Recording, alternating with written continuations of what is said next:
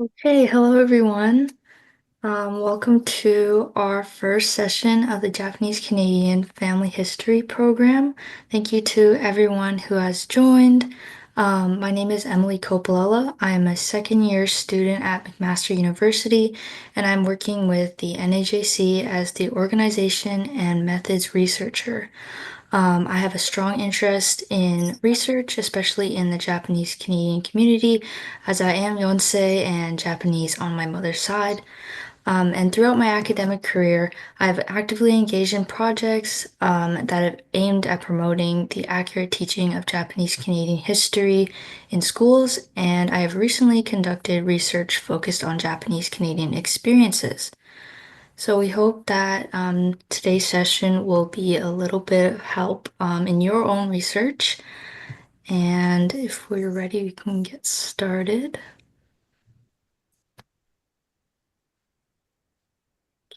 So, before we begin with the session, we would like to begin with a land acknowledgement. So I'm coming from the city of Mississauga in Ontario and would like to acknowledge that we are on the treaty and traditional territories of the Mississaugas of the Credit First Nation, the Haudenosaunee Confederacy, and the Huron-Wendat and Wyandot Nations. Okay, so the Japanese Canadian Family History Program was developed in response to the growing interest among Japanese Canadians in exploring their ancestral roots both in Canada and in Japan.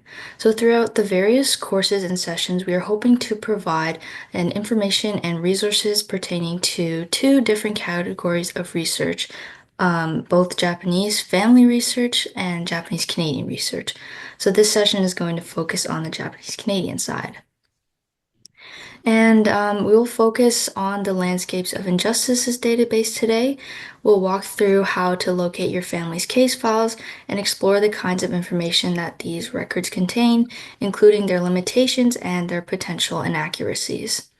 Along with a general overview of the database, we'll take a closer look at a sample case file to better understand the structure and the detail of these documents. So our goal is to equip you with the tools and knowledge you need to begin exploring your own family's history and uncovering new insights and valuable resources through this database. So one thing to consider is that yours and your family's lived experiences and records that document our history may include unjust and racist actions, statements, and terminology, which may be upsetting. So thinking about how forced uprooting, internment, slash incarceration, dispossession, and exile affects you can lead to positive or negative thoughts or memories. And revisiting these memories can be painful, and it's important to start the healing process. And it can also lead to thoughts and feelings that are difficult to understand, and you may experience emotional reactions for hours, days, or weeks later. So this is not uncommon, and when past emotions or memories are triggered, you need to be kind to yourself and others. It is helpful to have a plan of how to take care of yourself as a way to honor what you've been through. So, some strategies include being kind to yourself, spending time with family, taking walks, exercising, eating healthy, and getting plenty of sleep, and ask for help when you need it. So, we will begin. I'll pass it to Mike to explain the Landscapes of Injustices project in further detail. Thank you, Emily. Hello, my name is Michael Abe. I'm the project manager for Past Wrongs, Future Choices, and I was also the project manager for Landscapes of Injustice. Next slide, please. So Landscapes of Injustice, as you may know, was from 2014 to 2021. It was a 7-year project. It was actually with COVID. It was 8 years, so it ended in 2022. And it was funded by the Social Science and Humanities Research Council, and that's we call SHIRC, and it was $2.5 million partnership. And we also had 17 partners across Canada and also some through the States. We had major partners in the Japanese Canadian community, like the Nikkei Nashi Museum and Cultural Center and the Japanese Canadian Cultural Center in Toronto. Uh, we had the Royal BC Museum. We had the Japanese Language School and Japanese Hall. And uh, once we started, we also brought on two important partners, and that was the National Association of Japanese Canadians and also Library Archives of Canada. And the project director was Jordan Stanger Ross, Dr. Jordan Stanger Ross from the University of Victoria, professor of history, and and he is also the project director and principal investigator for Past Wrongs, Future Choices, along with Dr. Audrey Kobayashi. Uh, when we did the Landscapes of Injustice, we had a community council that was headed up by Vivian Rignestad and had a number of prominent Japanese Canadians from across Canada that represented different genders and generations and geographies. Next slide, please. So, the Landscapes of Injustice was divided into. Oh, there's Art Mickey. He's one of our who's on our community council. We had the first 4 years was research. So we did land titles, government records, community records, legal history, historical GIS, which is mapping, oral histories by Pam Sugerman out of Ryerson. We had knowledge mobilization. We had these different clusters. And we did a lot of digitizing, a lot of research in Library Archives Canada. In fact, we had like 30 different repositories and archives that we went to. And then next slide, please. And in the second half, phase two, we did knowledge mobilization. And this is where we had our outputs. And we took all that research that we did and we had major outputs. We have a public history website. We have a traveling museum exhibit, Broken Promises, that continues to travel throughout Canada and Japan. It's translated into Japanese and it'll be on to its fifth place there in Japan in August at the Japanese Overseas Migration Museum in Yokohama. It's currently at Ritsumeikan Daigaku in Kyoto. And we have developed elementary and secondary research teacher resources through Mike Barry Whittingham and his cluster. And we also had an archival website. And for us, that was probably the most important, for me anyways, the being a Japanese Canadian, probably the most important or impactful output of Landscapes of Injustice. And that happened because we were able to, through the partnership with Library and Archives Canada, uh, initially they had 10% of their custodian case files open to the public, about 1,500. And we wondered why all 15,000 custodian case files could not be opened, and just time and resources.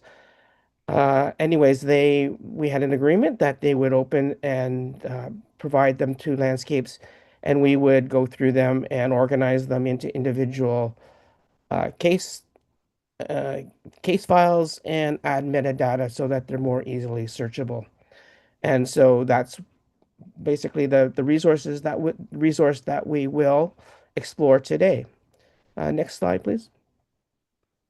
And so as we were ending that project, there was a lot of talk about continuing on and interest in other countries. What happened because the landscapes of injustice uh, mainly focused on the dispossession of Japanese Canadians during the 1940s.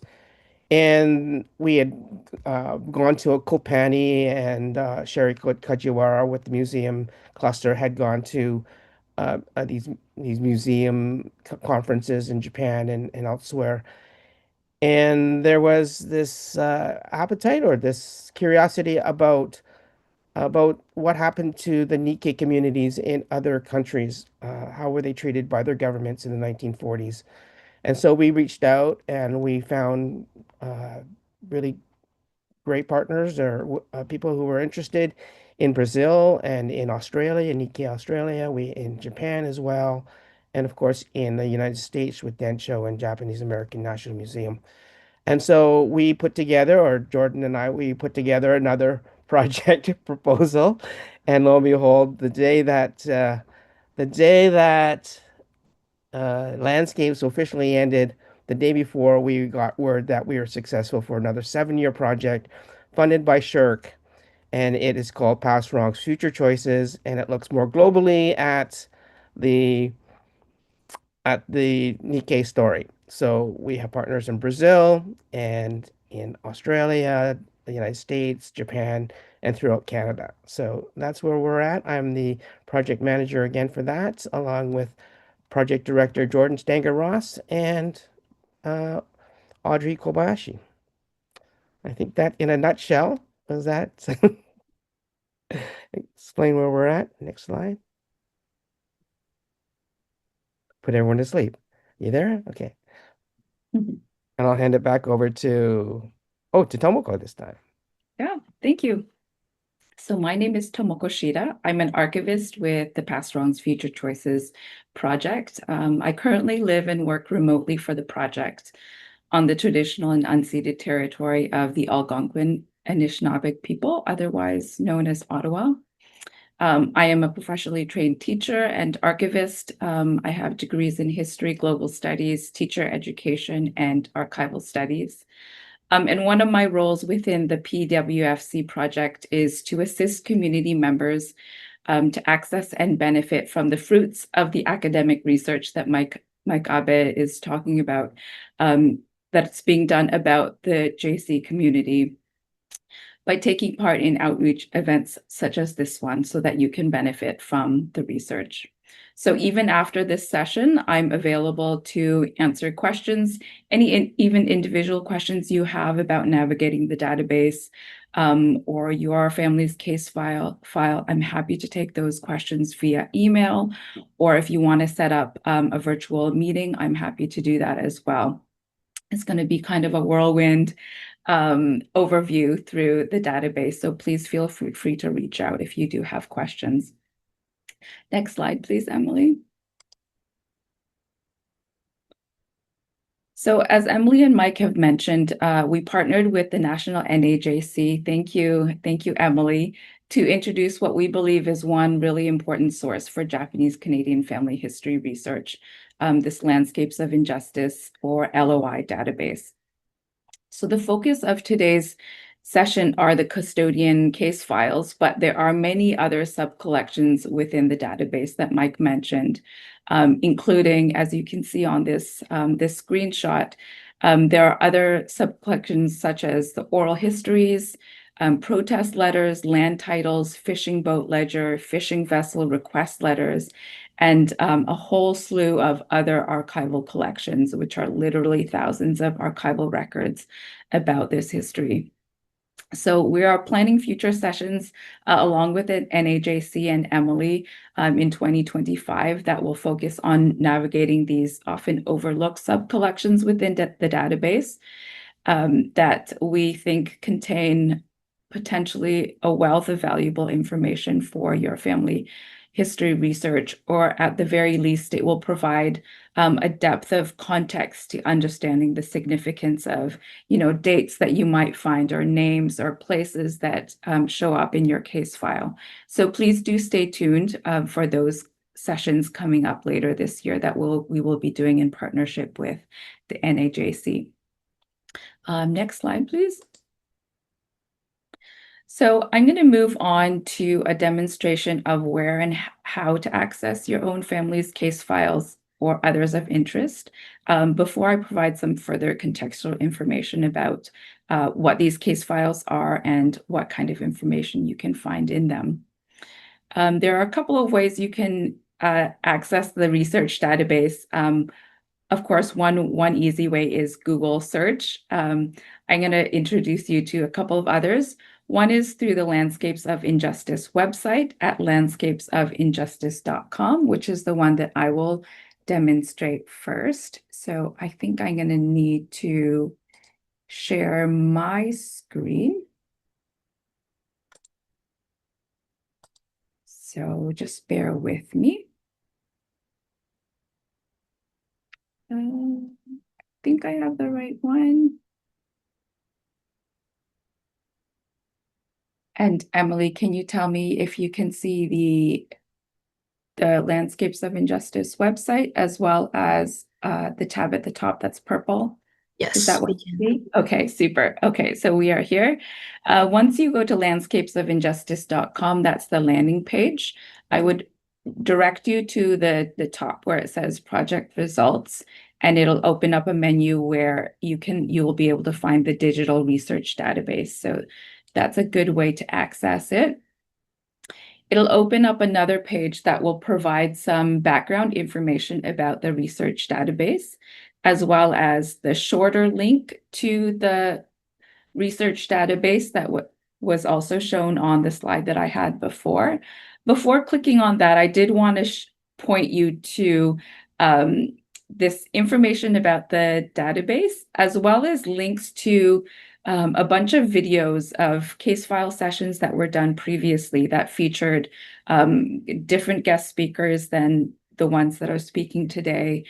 For example, we had a number of different community members. We had Lisa Ueda, project director Jordan Stenger-Ross, as well as representatives from LAC, Library and Archives Canada. So if you get a chance, please do check out these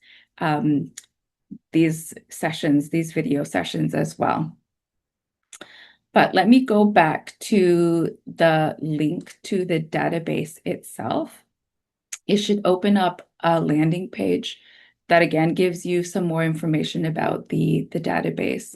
But at near the bottom of the page, you will see a search bar where you can put in your keyword search.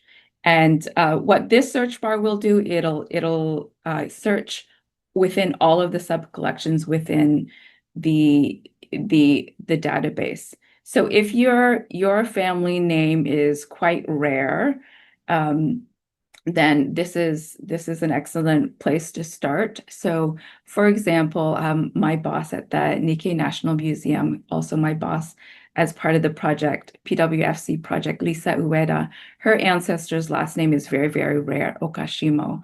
So when you type in Okashimo in this field, it only comes up with 4 search results. So it's fairly easy to pinpoint where her family case files are. So in this case, it can be accessed by clicking here.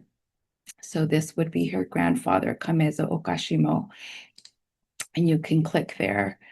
But I did want to show you one other tip. So if you have a much more common last name, for example, Abe, Mike Abe's last name, Abe, when you type that last name in, you're going to get many, many results. So it says 303 results. So that's quite a few more results that you're going to have to sift through. So that may not be the best way to access your family's case file in this case.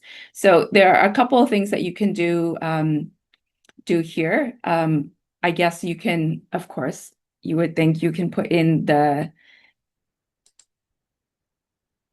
first name, be more specific. It'll narrow things down, but it actually it increased the number. So here are a few tips. One of the things that I would do is you can narrow your search to specific case files or specific sub-collections. In this case, we're looking at custodian case files. So I would click on the custodian case files, and that will mean that your search will only search within the custodian case files. So if we type in Isamu Abe for Mike Abe's ancestors,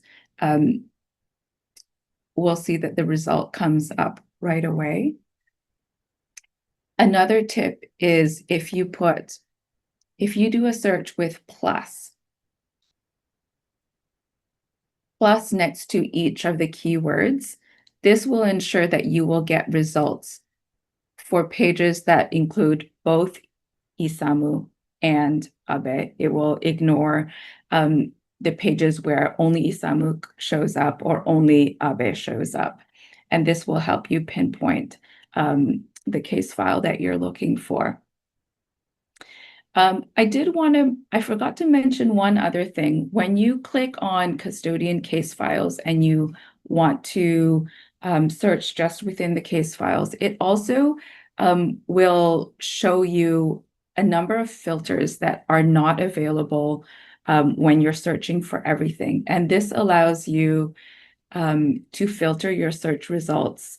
You can filter them by nationality, by real, by sex, date of birth, date of death, the date of when they were exiled, even length of pages.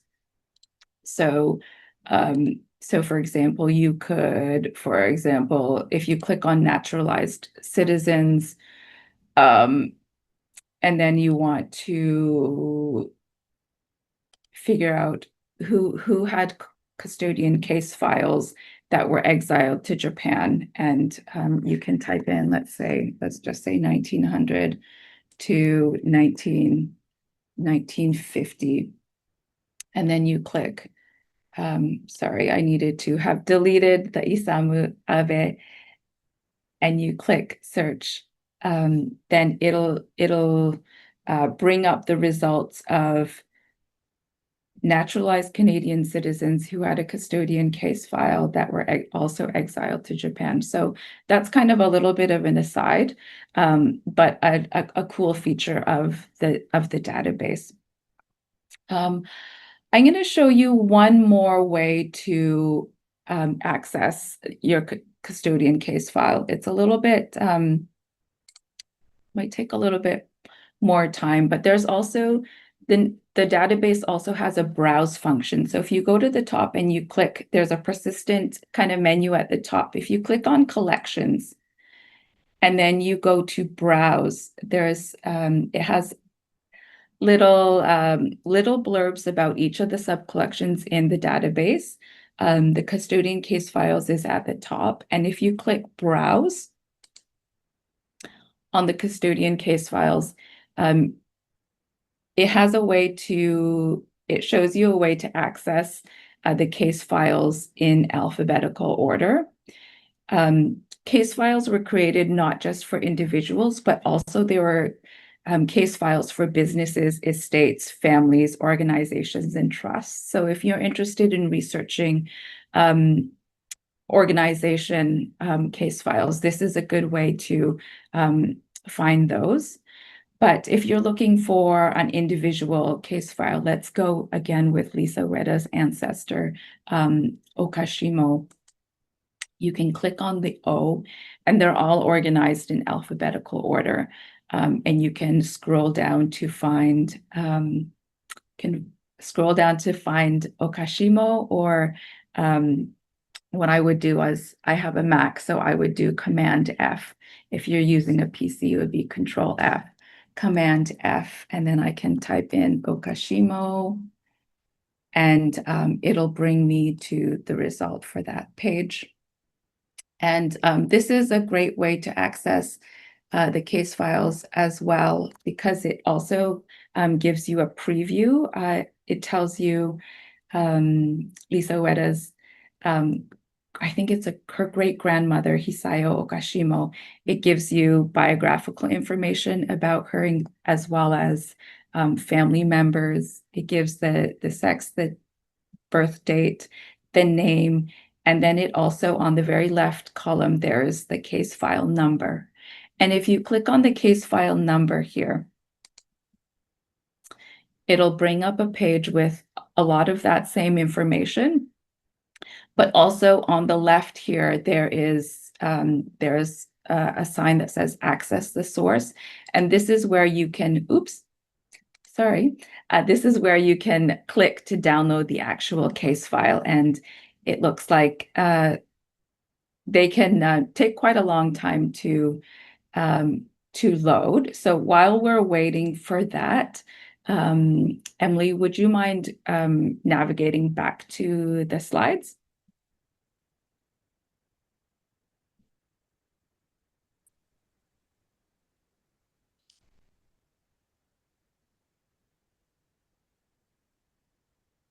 Thank you. And if you can go down to where it's the custodian case files 101, yeah, that would be great. Thank you. So while we're waiting for the files to load, let me provide you with some contextual information about the custodian case files. Let me just find where I am. So I'll talk about who created them, why were they created, and who should have a case file.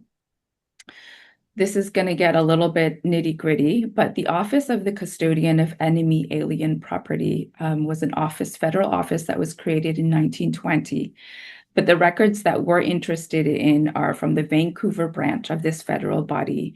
And that was opened in 1940 to handle Japanese, German, and Italian enemy property.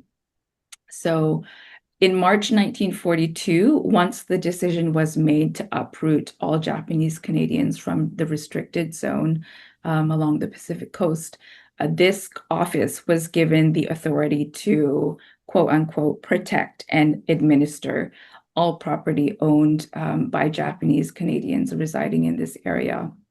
And we know now that in January 1943, the office was granted the power to dispose of all of the property without the owner's consent. But all Japanese Canadians residing in the restricted zone over the age of 15, regardless of their nationality, were required to register for their forced uprooting and fill out a form for the Office of the Custodian. And this formed the basis of the opening of these Office of the Custodian of Enemy Alien Property case files, or in short, custodian case files for almost 15,000 Japanese Canadians who were over the age of 15 or who turned 15, who turned 16 at any point during the Second World War. So next I'll talk about, we can go on to the next slide. Next, I'll be talking about what you can find inside a custodian case file and what kind of information you can find out about your family in these documents. Next slide. Most case files, these PDF files that you can download from the Landscapes of Injustice database, will include a cover page, something called a JP or Japanese section form, and an information from the RCMP form. Next page. Many case files, in addition to those three that I mentioned above, many case files will also include correspondence between the owner of the case file, as well as family members and the Office of the Custodian. They include various summary reports, as well as other miscellaneous other material. They could be information about cars and radios that were sold in auction, financial statements, affidavits. Some case files also include personal memos about family members. There's a great deal of variety of what you can find in a case file. And next slide. And finally, there are some very few case files that will also include something called a bird commission file, but not very many. So out of a total of almost 15,000 custodian case files, only 1,406 include a bird commission file. So that's less than 10% of the custodian case files will include a bird commission file. Next slide. Let's take a look at an actual case file. Thank you, Lisa. I know you're in the audience for graciously allowing me to use your family's case file as an example. Lisa's great-grandparents on her grandmother's side were Kamezo and Hisayo Okashimo. And there's a picture there that Lisa has also graciously allowed us to use of her great-grandparents. We can go on to the next page. Thank you, Emily. Oh, no, sorry. You had already gone to the next page. You can go back one. Yeah, thank you so much, Emily. These are the cover pages for Hisayo and Kamezo's case files. Most cover pages will include a number like Hisayo's on the left side of the slide. And this number is the Office of the Custodian case file number.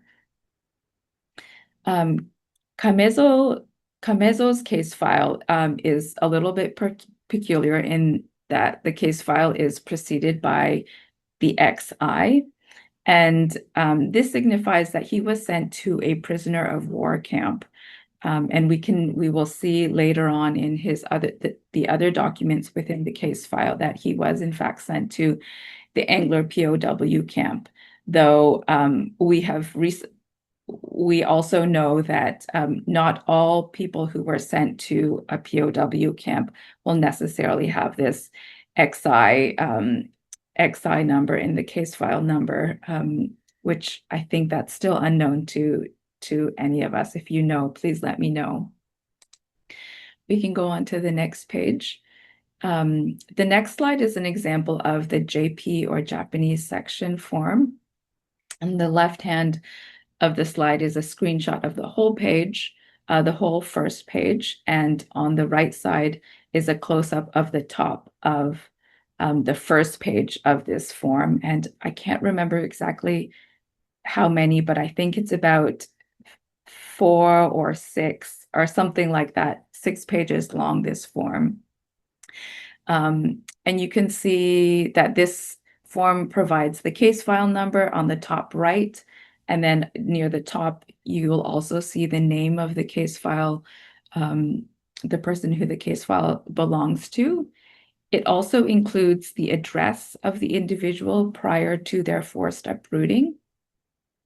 Below that, there's something called the registration number, and that is different from the case file number. That is the RCMP registration number that is also found on the little registration card that all Canadians of Japanese descent were over the age of 16 were required to carry even before Canada officially declared war on Japan. So to move on further down the form, it also includes other details such as, sorry, it's still the JP form. Thanks, Emily. It also includes other details such as the age at the time of uprooting, their occupation, and the names of spouses and children. Not shown in the screenshot, but you'll find in subsequent pages of the JP form are also recorded information about the case file holder's property, including their bank accounts, their physical property like buildings, vehicles, insurance, debts, and other personal property. We can go on to the next form now, which is the information from our RCMP form, sorry. It contains similar information to the JP form, but also includes some different and additional information. You'll see on the top, near the top right of the page where it says age. This is not actually the age. Here you will find the birth date and the birth date and year of the case file holder. This was also a form that was updated during the course of the war, so it will list not only the address prior to the forced uprooting, but it also tells you when and where they were uprooted to during the war. So in Hisayo's case, we can see on the line where it says date evacuated, it says that she was uprooted on October 26, 1942. And then where it says present address, we see that there are a number of location names. Some are typed, some are and then crossed out, and then additional locations have been handwritten in. So her form tells us that she was first uprooted to the Slocan extension in BC, and then that was crossed out when she moved to the Moose Jaw Hostel in Saskatchewan. And it's a little bit hard to see, but on the very edge of the page, it says May 1947. So I'm assuming that means that that's when she moved from the Slocan extension to Moose Jaw. This information from the RCMP form also tells us the names of parents of the case file holder, as well as the names and often the birth dates of any children under 16 who were too young to have their own case file.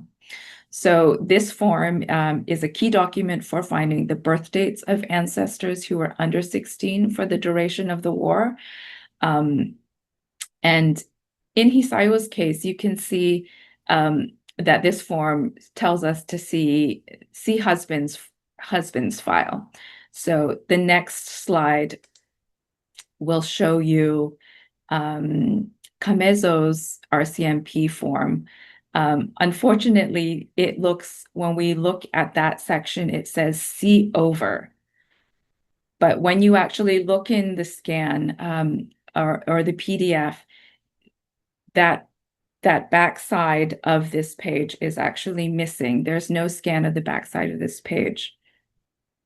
And I will explain to you why mistakes like this or missing things will happen or may happen in your family's case file in the next slide.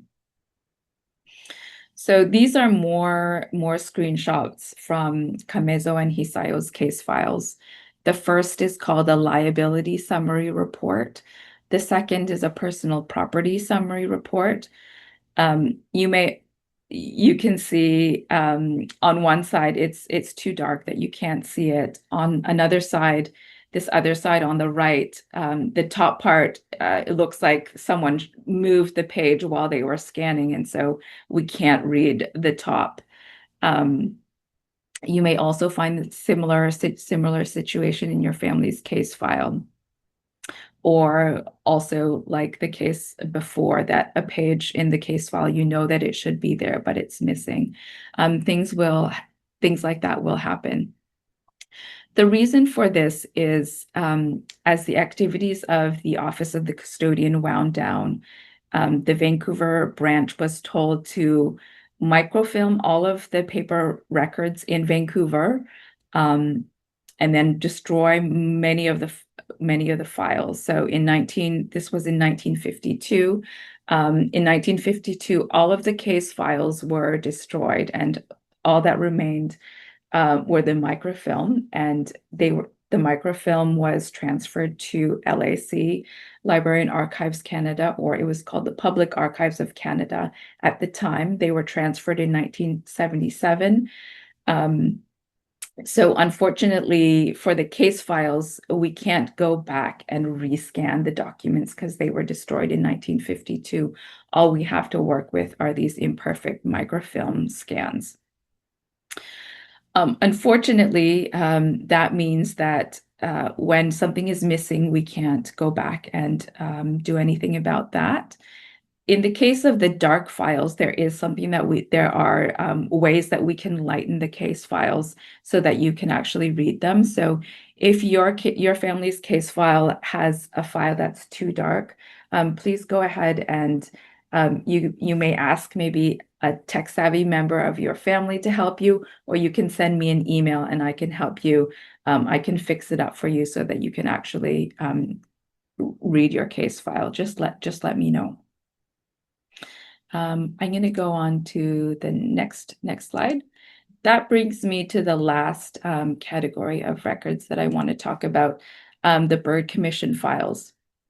So if your family's case file includes a Bird Commission file, you will again find that some of the scans are of very poor quality, and they'll look like the image on the left side of the screen. Fortunately, the original paper copies of the Bird Commission files were not destroyed at the time. So the LOI project was able to obtain much clearer scans in the 2020s. Like the image shown on the right, it's a very crisp and clean scan of the original files. And I'll go to the next slide. I'll just really quickly kind of explain if your family's case file does include a bird commission file, this is how you can locate the better looking case file. One way is you can go to your family member's name, and you'll probably be given two PDFs to choose from. You can just click on the second one, and that will be the bird commission file. But there's also another way. If you go down to the search all archival collections or search everything, but then if you click on, the bottom middle one is called Other Archival Collections. And on the left side of that page, there are the filters that I talked about before.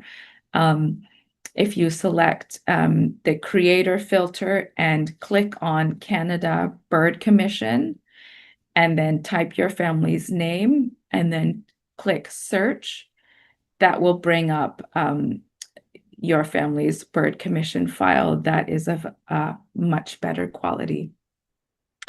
And just I will only go through this very, very quickly in the interest of time, as well as for the fact that only very few people actually have a bird commission file. I did want to give a little bit of background information about the bird commission. So the Royal Commission on Japanese Claims was also known as the Byrd Commission, named after Justice Henry Byrd, who ran this commission between 1947 and 1950 as public support for Japanese Canadians arose to investigate the forced sale of their property during the World War. Like I said before, there are only 1,406 bird commission files. This was because the terms of reference for making a claim to the bird commission was very narrow. Claimants had to provide proof of the market value of their property or prove that damage had been done by the office. So this made it very difficult for many people to make claims, even though we know now that they really had a legitimate claim, but the terms of reference for the commission were so narrow that it became very, very difficult. Essentially, the commission was a way that the government could address public opinion, but limit the blame on their actions to the office of the custodian. That's all I will say about the Byrd Commission, and I will turn, and the custodian case files, and I will turn it over now to Emily and Mike, who will talk about their family's case files. Hey, thanks so much, Tomoko, for that review of the database. So we'll get started with the family discussion. So we will be reviewing the case files that belong to my great-grandparents, Yachio and Isamu Abe, who lived in Port Alberni, BC, before being forcibly relocated to Hamilton, Ontario. So this was a part of the Canadian government's broader effort to remove all of the Japanese Canadians from the West Coast during World War II. And while most of my family was held in Lemon Creek, BC, my great-grandfather was sent to a prisoner of war camp in Angler and Petawawa, Ontario.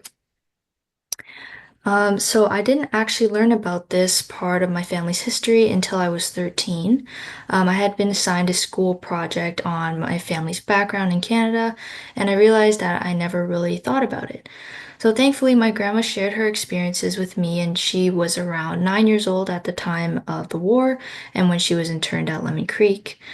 So she spoke about their living conditions and how one night my great-grandfather was taken away and sent to work in Ontario.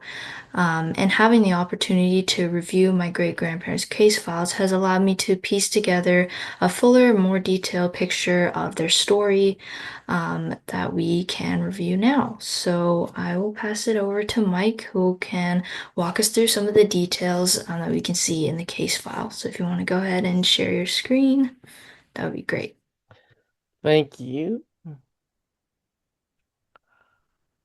We'll do this one here. Yeah, thank you. I was also 13, Emily. Emily's my cousin's daughter. I was 13 when I learned about that. We had to do the project, and I wanted to, I had to interview dad, but dad wouldn't talk about it at all.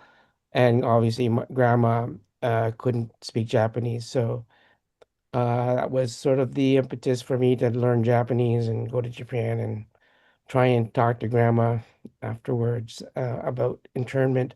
But it really sparked my interest when I was 13. So uh, in Hamilton, we were growing up, and we'd as you know, Uncle Tim and Auntie Mary and Auntie um, Uncle Shane and them, they had started the Hamilton, the Cultural Center in Hamilton in around 1978 and 9. So we hung out there a lot. But that's when we started to learn more about uh, our uh, our family history. So I know Allison's on there, which is Jennifer's mom. Feel free to unmute, and we're going to talk a little bit about our family history here. Yachio Abe, which is the I call grandma or Bachan, and but Emily, that's her great grandmother.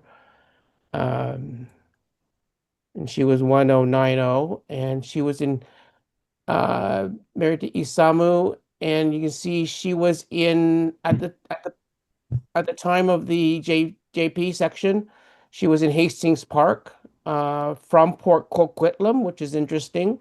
So you see the five children, Yurie, Auntie Yuri, she's the oldest, and Kiyokazu, that's my dad, and Ayano, that's Auntie Nancy, that's Emily's grandma. Yes. And then Mary, Auntie Mary Oikawa, who's with us in Milton now. And Harry KG, the youngest, he passed away quite young from a liver disorder. But they were 3, 5, 7, 9, 13 at the time, and in Hastings Park. But when you see the RCMP, they were originally in Port Alberni, British Columbia. They went to Slocan Extension, in this case, Lemon Creek, and then to Hamilton, 85 Murray Street, where she lived until she was about 95, and then we sold the house. But I went to when I was in university at McMaster, I lived with her in that house. Lots of good memories there. And there's also a claim for a Y Itonaga at College Heights in Lacombe, Alberta, and that's in Osamu's file, the grandfather. And of course, it says see husband sheet, but you have to go in there. So there were this is one that was really dark, and I was very curious to see what it was like. So I did the exposure thing a couple times, and I was able to see there was a double bed, a sofa bed, kitchen utensils, and a trunk. And that was on their JP form, and on the custodian release form, there's the kitchen utensils, the wash tub, the bed stand and spring, and also the trunk, and a couch that was auctioned on in 1944. Interesting. The couch was auctioned. And then in 1947, there's a letter while she's already in Hamilton, my grandma, and there's a check for the sum of $1.93, which is the total amount of credit in our account with the custodian. And where's that $1.93 come from? Well, they sold her couch at an auction for 275, or actually more than that, must have been more than that, because here's the auction fee, here's the advertising. Oh yeah, no, it was sold for $2.75, but after you take off the auctioneer's fee, the advertising, and the moving for 82 cents, she was given $1.93. Um So there's back and forth about where her chattels were stored.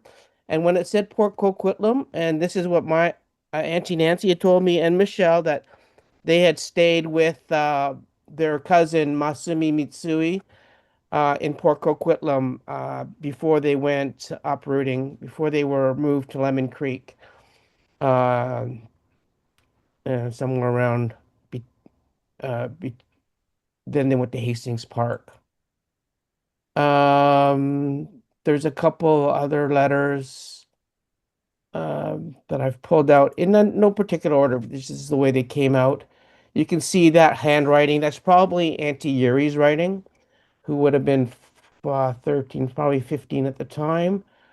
Um, but there is a reference to a Yuzo Itonaga, occupation mill hand, previous address Port Moody. He's from British Columbia. And so as we go through these, we find out that um this Yuzo, this is still about Mr. Mitsui, and they rented in Coquitlam, even though they were cousins, and that's where all their chattels and stuff where it was in Port Coquitlam, in the house of Mr. Masumi. Now, Masumi Mitsui is very famous. He's was the last surviving First World War veteran, Japanese Nikkei veteran, and he had 17 and a half acres, and he has a bird commission. If we had a full session, probably would have opened up his. It's quite interesting. But he had 17 and a half acres there in Port Coquitlam, so they went to stay with them for a while. And then in September 12th, 1942, or 3rd June, they were evacuated to Vancouver. In September 12th, 1942, they were evacuated, or they were sent to Lemon Creek. So there's box 40. They're asking about where are those, what is the address so that we can send the kitchen utensils and stuff. Everything except for the uh, the couch that had been auctioned off. So this one is the end of her file, but there are continuations of this correspondence in Masumi Mitsui's uh, file. As you can see, he went to Greenwood. This is 14264. This is Isamu Abe, my grandfather, and he did get sent to a prisoner of war camp, but he did not have an XI file. He had a 14264. Lemon Creek via Slocan City. He was unemployed. He was 48 at the time. And there's the children.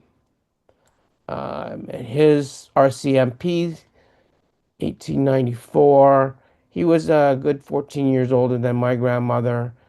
Interned December 23rd, 1941. So he was one of the first to go to Angler, but as you can see, he was one of the first to come back. And a lot of his case file is about him trying to handle debt and trying to pay it off. And he had two uh, life insurance that he had to cash out in order to settle just things that he owed. And one of them there is that it's now Matazo Itonaga, also known as Yuzo Itonaga. But Allison, if you're on the call, that's Uncle Jimmy. So you'll see that he goes, that's all, I'm all the same person. I'm Jimmy, I'm these other two good people. So here we have Yachio, just him, all this correspondence trying to figure out who, trying to get his money in order. There's Yuzo Itonaga who's going to school and he's been giving him $50 a month. And also my wife receives $50 for maintenance. So it's all about trying to cope during that time. And here's an interesting document I came up. It was really dark, so I wanted to see what it looked like. There he goes, his attorney number. And then he was an angler when he went straight from Port Coquitlam. So when they went to from Port Alberni to Port Coquitlam to Masumi Mitsui's place, he was sent to Angler. And then they went to Lemon Creek on his release, March 11th, 1943. And here's the conditions. So I got a little bit of research to do. It says released conditionally upon his subscribing to the undertaking set out in Regulation 24 of the Defense of Canada Regulations and a special undertaking. So I want to go and see what the Defense of Canada Regulation 24 really entails. And this is from Colonel. Just briefly, a few others that I found of interest. Yeah, there he's trying to sell or cash out all of his uh, life insurance policies. And I was saying to Allison, to Emily that that life insurance would have gone on forever, another 65 years, because grandma lived to be 99. Here's like telegram to the camp in in Petawawa. They were charged $3.23 for two of them. The premiums for the life insurance and just checks going to for personal expenses. So all this little detail all over. Here's Isamu Abe. This might, no, I don't think it's his writing. And there was also a reference to Seeb, Alberta. There was a internment camp there, so he spent a little bit of time there. Probably en route or back on his way back from Petawawa. So this is also interesting. I see this is Petawawa Abe.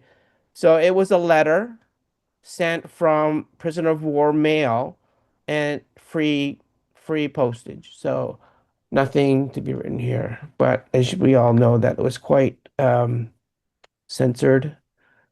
And as Emily said, her mother and aunts say that it's probably a lot of writing back and forth between Auntie Yuri, the oldest child, and Grandpa. And but I don't have any and evidence of those correspondence in here. Um, there, as Mrs. Abe, as my grandmother, is in straitened circumstances. I appreciate it if you could kind of give this matter your prompt attention. So that's trying to get the checks to her monthly allowance. Um, so yeah, there he goes. He had he had victory bonds. He had life insurance. He had a little bit of money in his Bank of Montreal account. He had 10 war savings certificates. Um, and yeah, this is a good summary. I probably should have done this at the beginning. Uh, and then there is Mr. Jim Yuzo Itonaga, who was at College Heights. He was a student. He was 28. He was Lacombe, Alberta. He was my grandmother's cousin, Jim Itonaga, who we knew growing up. He lived in California, but he came visited a lot. And there's correspondence here. I think he had a lot of income tax and everything were in different names. And here he finally says, or he doesn't say, he says, in reply to your letter of November 3rd, I would like to inform you that Jim, Matazo, and Yuzo are all my names. So please find enclosed a slip from the income tax assessor at Edmonton to whom I still owe $22.94. Yours truly, yours, Yuzo Itonaga. So just a little snippet of the three files there. I don't know if Emily or Allison, you learned anything new there, but it's worth. I've cleaned them up now, and we can see them a little bit more clearly. Yeah, that's great. I think my mom wants to talk, so go Yeah, ahead. put your camera on, Ali. Oh, my camera is not working today.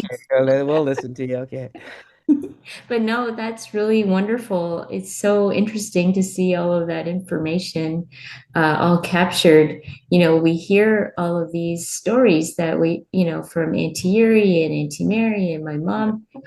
And you're right. She did tell us at one point that she used to write to almost every day saying, please let my father out.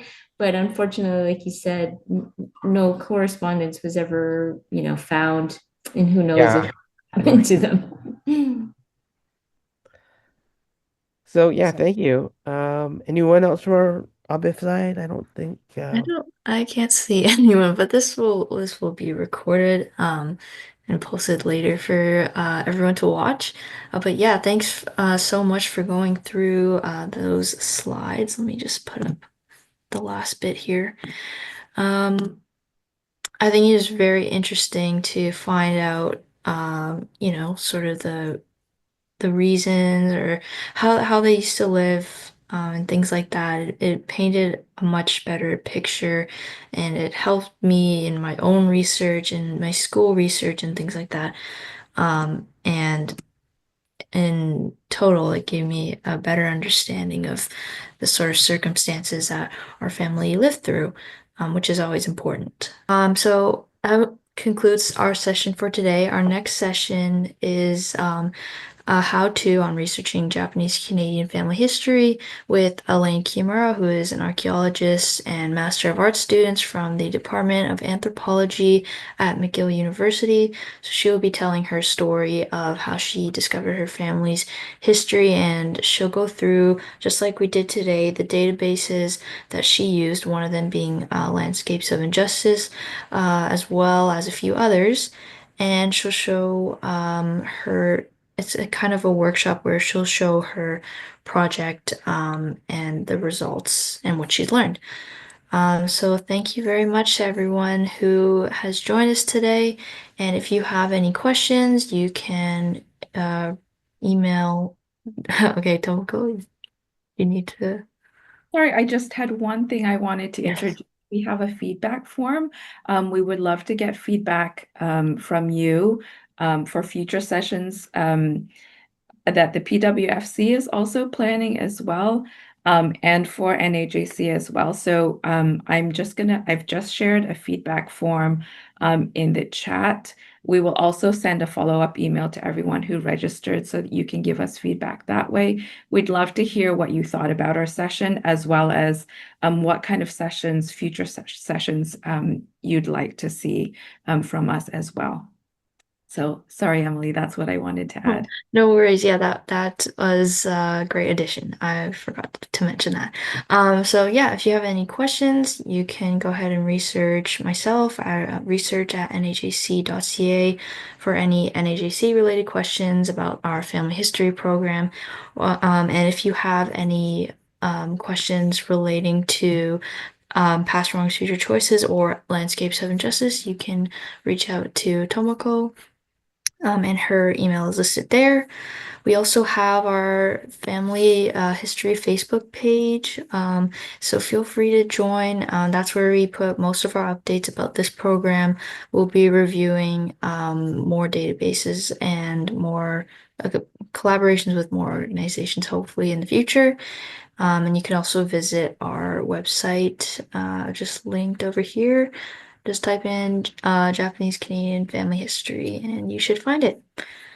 And I think that will conclude our session for today. So thank you, everyone. Take care.